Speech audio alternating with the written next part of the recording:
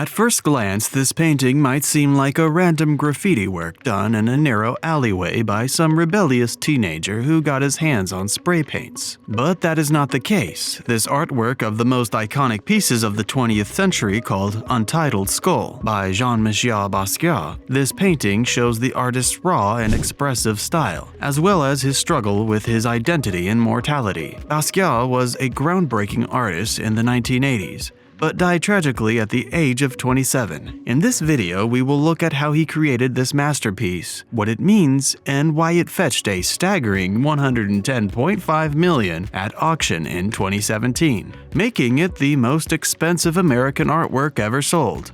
But before we get to the details of the painting, let's talk a bit about the artist. Basquiat was a self-taught artist who rose to fame in the early 1980s as part of the graffiti and neo-expressionist movements. He was known for his raw and expressive style and his use of symbols. He also talked about and was known for his commentary on social issues such as racism, classism, and consumerism. He was also influenced by his Haitian and Puerto Rican heritage, its history, as well as by music and literature of that particular time. One of his most famous works is Untitled Skull, which he painted in 1981, when he was only 21 years old. It is a large acrylic and oil stick painting on canvas, measuring 182.9 by 121.9 centimeters. It depicts a skull-like head in bright colors, surrounded by scribbled words and symbols. And like I previously mentioned, the painting sold for $110.5 million in 2017, making it the sixth most expensive artwork ever sold at auction. But what exactly does this painting mean? What is Basquiat trying to say with this powerful image?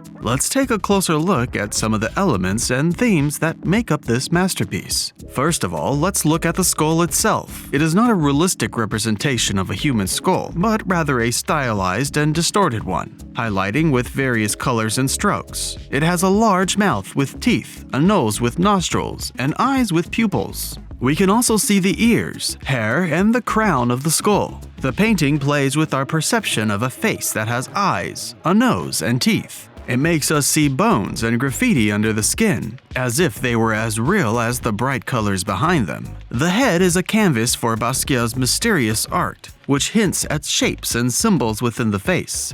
But when we look closer, we find only chaos and abstraction, as if the strokes on the canvas were made at random. The skull is portrayed in striking and lively colors such as yellow, red, blue, and pink, which create a contrast with the dark background. The colors are not blended or smoothed softly, but rather applied in heavy and coarse strokes and drips, giving the impression of spontaneity and energy. The background of the skull also seems to be painted randomly and chaotically with colors such as orange, blue, red, and white. The different hues do not fuse or balance with each other and stay in conflict, highlighting their differences. The painting is a visual explosion of colors that challenges the viewer's perception of the skull. At Basquiat's first solo show in America at the Anina Noze Gallery in 1982, the painting had no name and was simply called Untitled. But when someone bought it a few months later, they added the word skull to the title, and that's how the painting has been known ever since, in many exhibitions after that.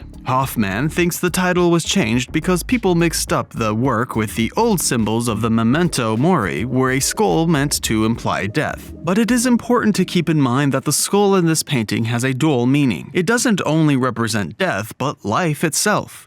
Basquiat had a keen interest in anatomy and biology, and frequently used skulls and bones as themes in his paintings. He was influenced by Leonardo da Vinci's anatomical drawings, which he admired for their accuracy and beauty, as well as by African masks and sculptures, which he respected for their cultural and spiritual significance. He also gathered medical books and x-rays from his mother, who suffered from mental illness and was admitted to a hospital. For Basquiat, the skull was a means of investigating the human condition, the link between the physical and the mental aspects of a person, and the continuity between the historical and contemporary times. The figure displays a strained expression with a clenched jaw and a downward mouth. The head is subdued, the face is sunken in, and even the listless eyes seem to look downwards almost in displeasure of weariness. Basquiat may have been alluding to the appropriation of African masks in art and uses the mask to explore the idea of identity. At first glance, this piece seems easy to understand. The colors and the skull are not complex, but as with many of his other creations, the real significance of this artwork is hidden and ambiguous, and requires a closer and more careful examination of the painting to comprehend it. The skull is a symbol of identity. Basquiat was aware of this status as a black artist in a predominantly white art world, and he uses his paintings to challenge stereotypes and prejudices. He often incorporated words and phrases related to race and ethnicity, such as tar, Peru, negro, origin, sugar, salt, cotton, tobacco, slave, and colored. But that's not all though. He also referenced historical figures such as Malcolm X, Martin Luther King Jr.,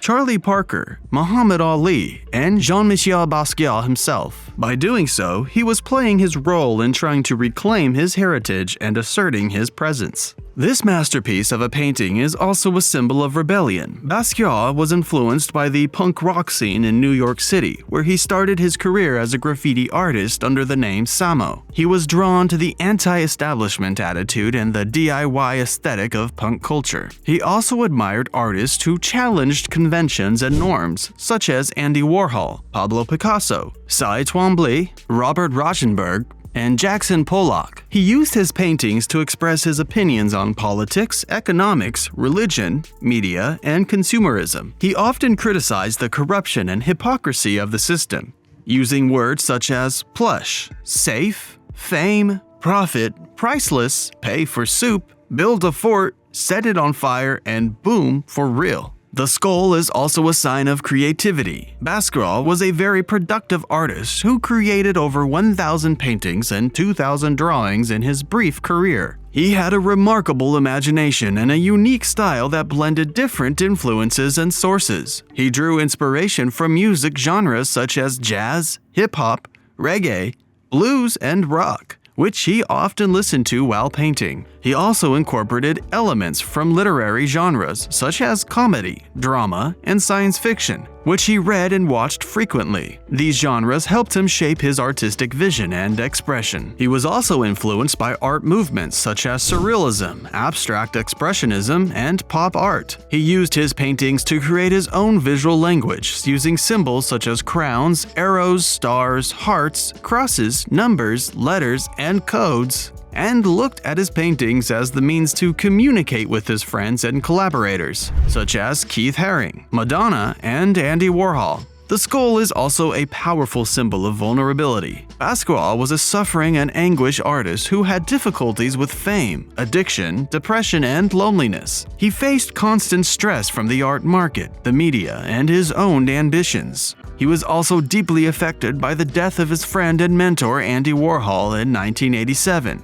and used his paintings as a means of dealing with his feelings and to communicate his worries and insecurities. He frequently painted skulls and skeletons as a method of facing his own death. The skull is also a symbolic reference to the artist's own legacy. Basquiat's life was cut short by a drug overdose in 1988 when he was only 27 years old. But he left behind a remarkable body of work that has had a lasting impact on the art world and the society. His paintings have been displayed in some of the most important museums and galleries around the globe and have been bought by some of the most influential collectors and celebrities. His paintings have also appeared in various forms of media and culture such as films, books, music, fashion, and street art. In addition to that, they have also transcended the boundaries of time and space, and have become symbols of contemporary art and culture that have motivated many people to follow their own creative dreams. Click on any of the 2 videos on the screen right now for more content.